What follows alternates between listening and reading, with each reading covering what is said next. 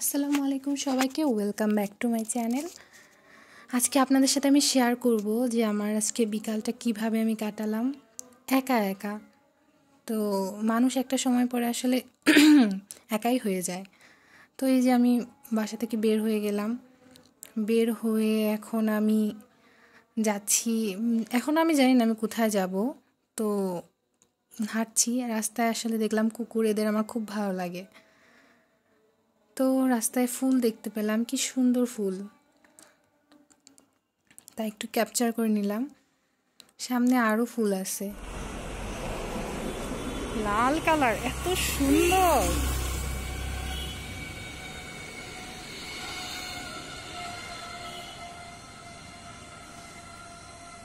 এরপর আমি অটোর জন্য একটু সামনে চলে গেলাম, অটোতে উঠব। আর দেখেন এই গাছটা কি সুন্দর, এটাতে আরও বেশি ফুল থাকে। এরপরে আমি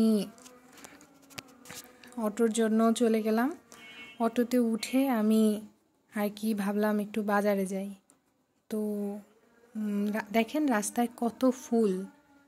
আর আমার বোন যদি এই ব্লগটা দেখে থাকে, তুই একটু দেখিস যে রাস্তায় কত ফুল, কমেন্ট করবি অবশ্যই তুই। আর এই দেখেন কত গাছ, স্পেশালি এটা আমার বোনের জন্য ভিডিও করা। এই গাছে আমি আসলে গাছ কিনতে গেছিলাম, কিন্তু পরে আর আসলে এত দাম চাচ্ছিল যে আর কেনা হয়নি।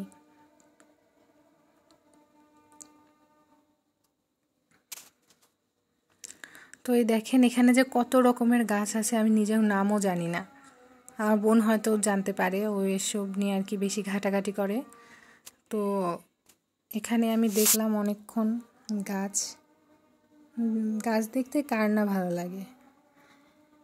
আর এটা কিন্তু রাজশাহী। অনেকেই জিজ্ঞেস করতে পারেন যে এটা কোথায়, তাই আমি বলে দিলাম যে এটা রাজশাহী। আমার না আসলে ভিডিও করতে অনেক ভালো লাগে, আর এই জন্যই আমি আসলে ভিডিও করি। খুব বেশি টাইম থাকে না আমার, তবুও আমার ভিডিও করতে অনেক ভালো লাগে। এটা আমার অনেক শখের একটা কাজ।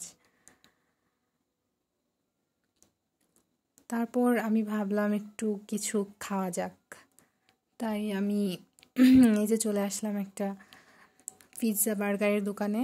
এখান থেকে এই দোকানের পিৎজা এত মজা। যদি রাজশাহীর কেউ খেয়ে থাকেন তাহলে কমেন্ট করবেন যে কেমন, আপনাদের কাছে কেমন লেগেছে।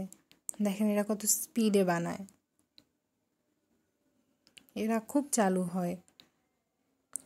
তো আমি ভাবলাম পার্সেল নিয়ে নেব, তাই বললাম, তাই তারা পার্সেল দিয়ে দেবে। আর পিৎজার দামটাও বলে দিয়ে, এটার দাম মাত্র 80 টাকা, সবচেয়ে কম দাম, কিন্তু খেতে অনেক মজা এটা।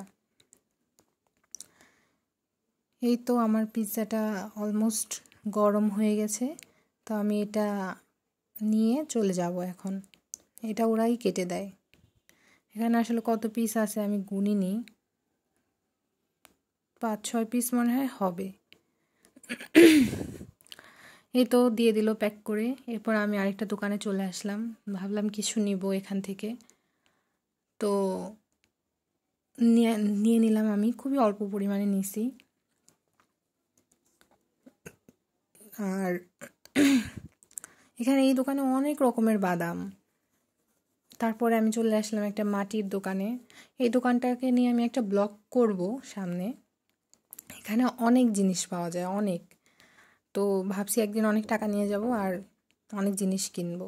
আজকে আমার কাছে বেশি টাকা ছিল না, পরে একটা জিনিস কিনে নিয়ে ওইভাবেই চলে আসলাম আর কি। তো আমি রিকশায় উঠে নিছি, এবার আমি রিকশা দিয়ে সোজা চলে যাব আমার বাসায়।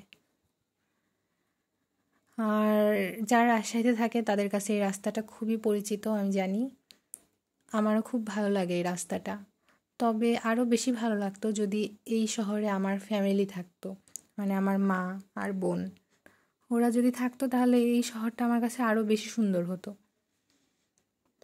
এই তো বাসায় চলে আসলাম, খাওয়া দাওয়া শুরু করব। আমার ফ্রেন্ডদেরকে একটু দিলাম, প্লিজ ইগনোর মাই বেডশিট। এটা আমার হোস্টেল।